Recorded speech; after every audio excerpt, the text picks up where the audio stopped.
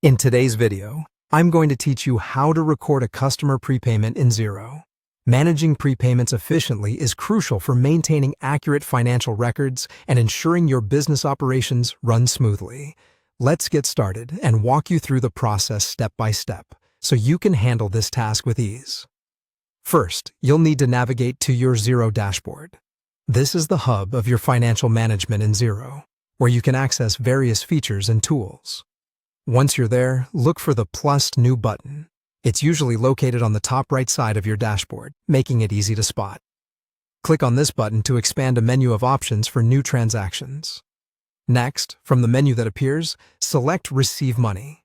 This option is specifically for recording incoming funds, which in this scenario is the customer prepayment.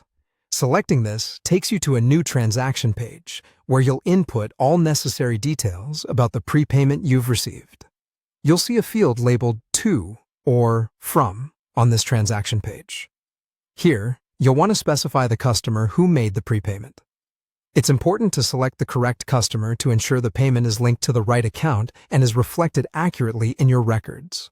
The drop-down menu allows you to quickly find and select your customer from a list, typically showing recent transactions for ease of access. Under the Received As field, choose Prepayment. This selection is essential because it classifies the incoming funds as a prepayment, which differs from regular sales or service payments. Prepayments usually mean the service or product hasn't been delivered yet, so we treat it differently in our accounting by earmarking it for future revenue. Now, let's fill in the other details. Enter the amount received. Make sure you double-check this amount to avoid any discrepancies later in your ledger. Following that, you'll need to input the date the prepayment was received. Selecting the correct date is crucial as it affects your financial reporting and how the transaction is reflected across your accounting periods. In addition to the amount and date, you should include any other pertinent details about the prepayment. This might include the account into which the money was deposited. For instance, you might enter Revenue in Advance if you have a specific account set up to hold prepayment funds until they're used for a sale or service delivery. This step helps in tracking these funds separately until they're realized as revenue. Finally, with all your details accurately entered, it's time to click Save.